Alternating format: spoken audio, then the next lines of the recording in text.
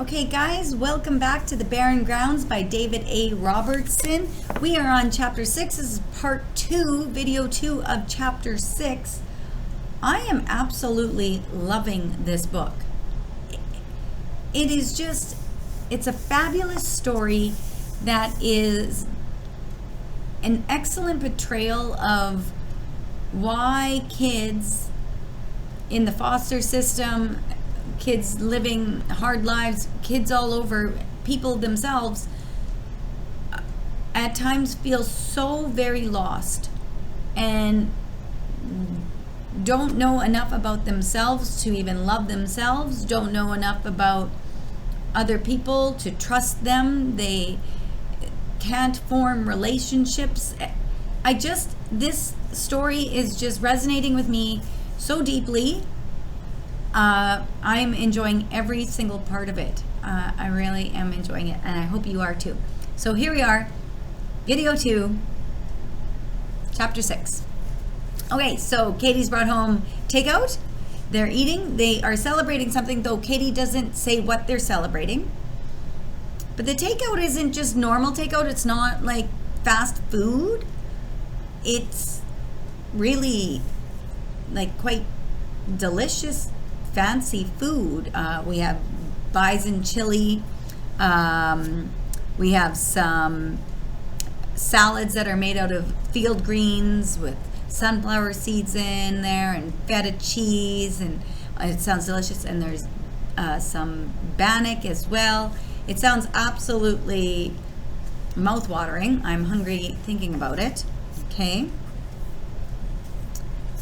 All right, so, and last but not least, traditional bannock. Okay, again, we're on page 46. It was most certainly nothing like McDonald's. If Katie hadn't told her it was takeout, Morgan would have believed the meal to be homemade. It looked, she had to admit, amazing. The first thing she did was pull off a piece of bannock, slather it with butter, and pop it into her mouth. Now, she was by no means a bannock aficionado. Aficionado means somebody who's like knows a lot about something, or is really enthusiastic about something, or knows the difference between if something's really good or something's not so good. So she's like, she says, I'm no bannock expert, but it tastes delicious. She had eaten it only rarely, as a matter of fact, but this tasted good. The last time she had some was in September, during the school's Orange Shirt Day, when the student body honored the First Nations children who had attended residential schools. Over lunch, everybody had been given bannock. It seemed to Morgan on both occasions that butter was key.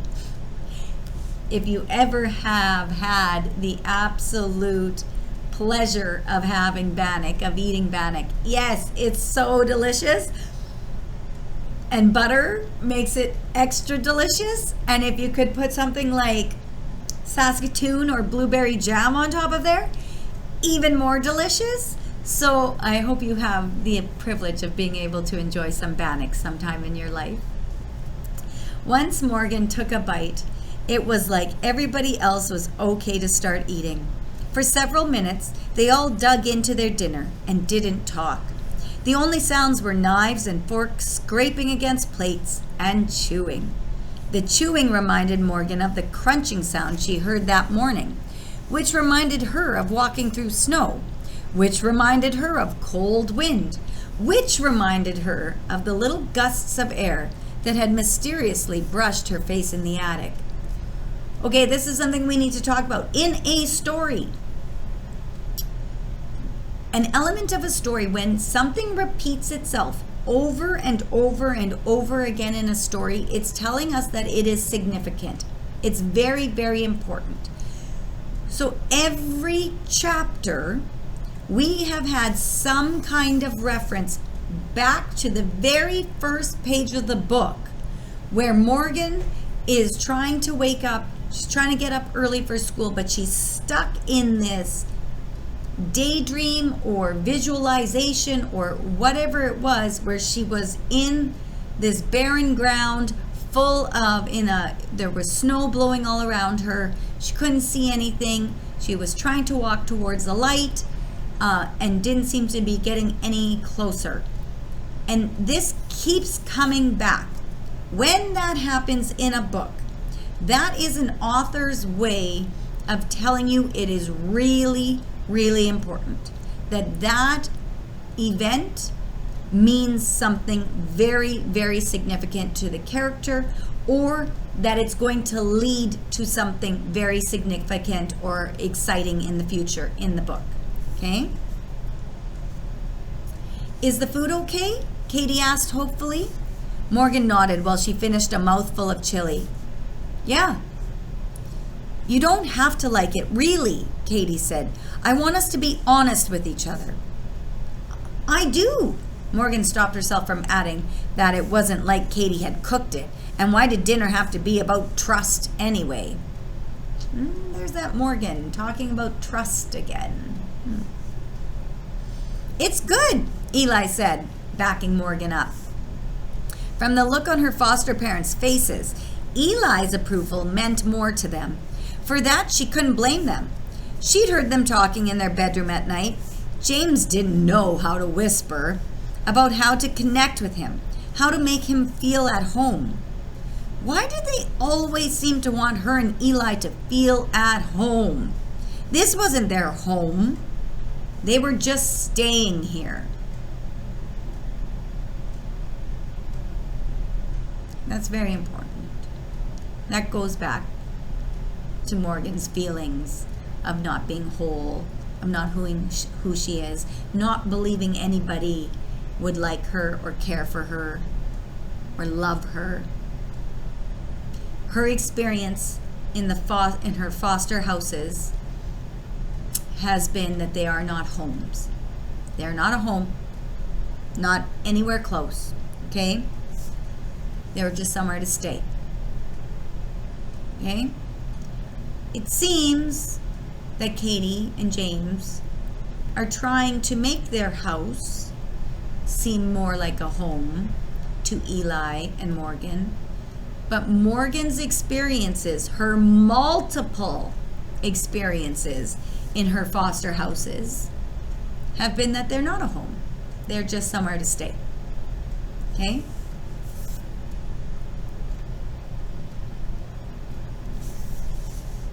One day, they were just staying here. One day, they wouldn't be. I got it from this Indigenous-owned restaurant downtown, Katie said. I wanted... Please don't say anything about feeling at home, Morgan thought. She felt a spark of flame in her chest. It was about to get warm, then hot. She closed her eyes tight, bracing herself. But Katie must have picked up on the signal. It wasn't subtle. Well, anyway, we're glad you like it, James said.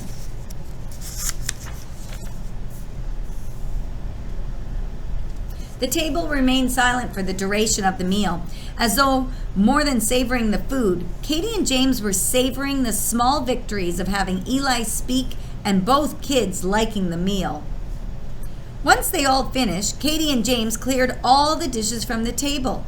Morgan even offered to help, but James quickly told her it wasn't necessary, which made her suspicious. They disappeared into the kitchen for a long time without re-emerging. Even more suspicious. Morgan waited with nervous anticipation. She and Eli glanced at each other intermittently. He looked nervous. He was probably waiting to see if she could hold it together. She wondered what could be next after an Indigenous meal. A gift? What kind of gift? A braid of sweetgrass? A dream catcher? One of those tobacco ties she'd seen on Orange Shirt Day? But she was pretty sure only elders got tobacco offerings. Eli would know. So we have to remember that. Eli has lived with his family until very recently. He's 12 years old. So he remembers his traditions, his culture, his family's habits, what they did. Morgan, on the other hand, was taken from her home a long, long time ago. She doesn't remember anything. She doesn't know anything. She doesn't remember, and nobody has ever showed her or helped her to know. Okay? Eli would know. Hey, she whispered, as if talking about anything indigenous was a secret. Yeah? He whispered back.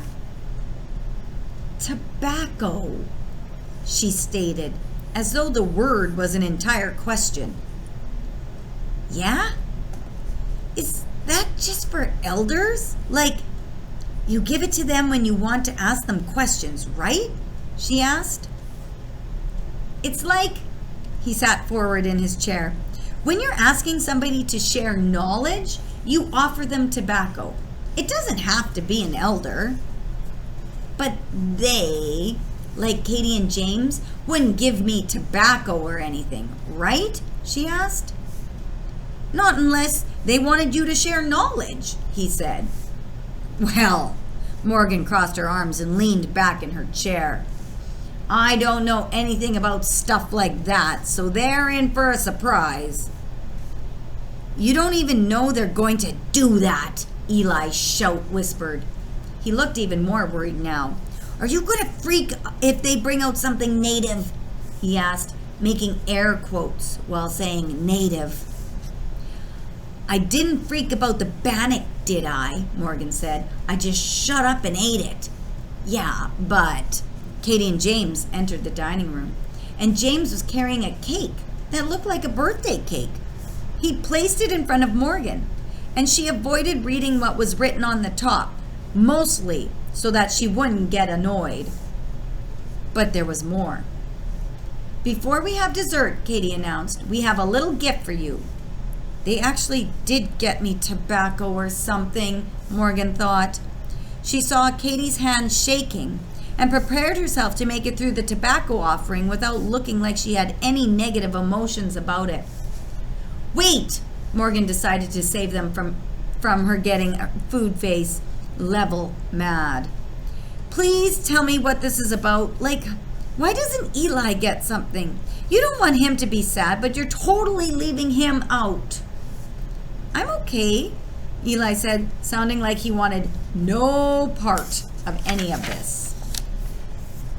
Kind of interesting that Morgan does feel concerned for Eli being left out. She has been left out many times out of family gatherings. And so she's saying, hey, what about Eli? And Eli's like, I don't want anything to do with this. This is fine if it's just for Morgan. Okay, we're going to leave it here. We'll have part 3 in the next video. Okay, guys, take care.